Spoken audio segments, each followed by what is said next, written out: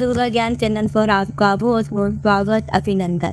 सर्वप्रथम आपको अनंत चतुर्दशी चौदस की बहुत बहुत शुभकामनाएं। यह पर्व क्यों मनाया जाता है और अनंत चौदस के नाम से क्यों जाना जाता है, उसकी क्या कथा है और इसके करने मात्र से क्या होता है, कौन से फल मिलते हैं। इस व्रत में भगवान विष्णु के अनंत रूप की पूजा की जाती है। इस दिन अनंत भगवान विष्णु की पूजा के बाद बाजू में अनंत को सूत्र को बांधा जाता है, जो 14 गांठ वाला होता है। ये कपास या रेशम से बने होते हैं। इसमें 14 गांठें होती हैं। इस दिन गणेश विसर्जन होने के वजह से इस पर्व को महत्व और भी बढ़ जाता है।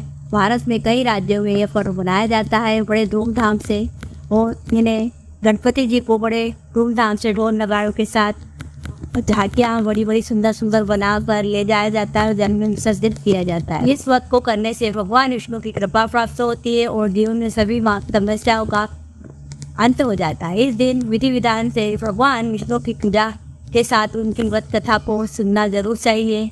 तो आइए हम आपको इसकी कथा सुनाते हैं। ये अनंत चतुर्थी की कथा किस प्रकार है कि बहुत समय पहले एक तपस्वी ब्राह्मण था जिसका नाम सुमन था और उसकी पत्नी का नाम दीक्षा था। उनकी विशिला नाम की एक सुंदर सी धर्मपरायण कन्या थी। वह जब सुशीला कुछ बड़ी हुई तो उसकी माँ दीक्षा की मृत्यु हो गई। तब उसके पिता सुमन ने कर्कशा नाम की स्त्री से विवाह कर दिया।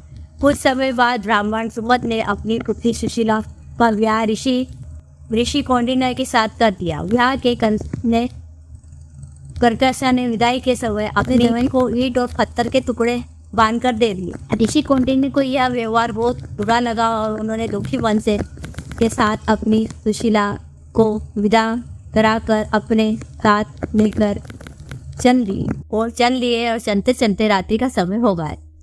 तब सुशीला ने देखा कि संध्या के समय नदी के तट पर सुंदर वस्त्र धारण करके किसी देवता का पूजन कर रही है। और सुशीला ने भी जिज्ञासा उससे पूछा और उन्होंने अनंत व्रत की महत्ता सुनाई। तब सुशीला ने भी यह व्रत किया और पूजा करके 14 गांठ वाला डोरा अपने हाथ में बांधकर ऋषि कौंडी के पास जाकर सारी बात बताई। ऋषि ने उस धागे को तोड़कर अग्नि में डाल दिया। इससे भगवान अनंत का अपमान हुआ और परिणाम स्वरूप ऋषि कौंडिक में दुखी रहने लगे।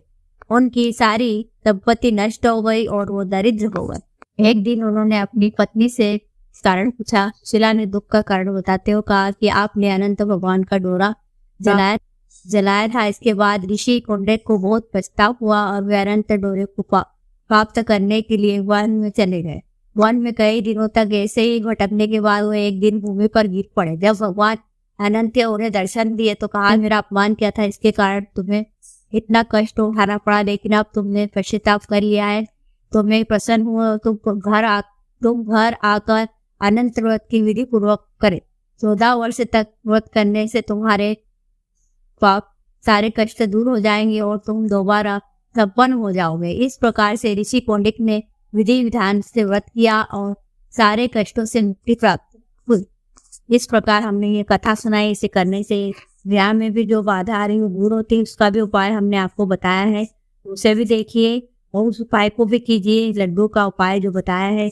और आपको अगर हमारा ये वीडियो पसंद आए तो प्लीज वीडियो को लाइक करें, शेयर करें, सब्सक्राइब करें, प्यारी प्यारी कमेंट करें। कमेंट में लिखिए जय दुर्गा मैया की सबकी मनोकामना पूर्ण करे। फिर मिलते एक नए उपाय के साथ। वीडियो देखने के लिए दिल से बहुत बहुत धन्यवाद।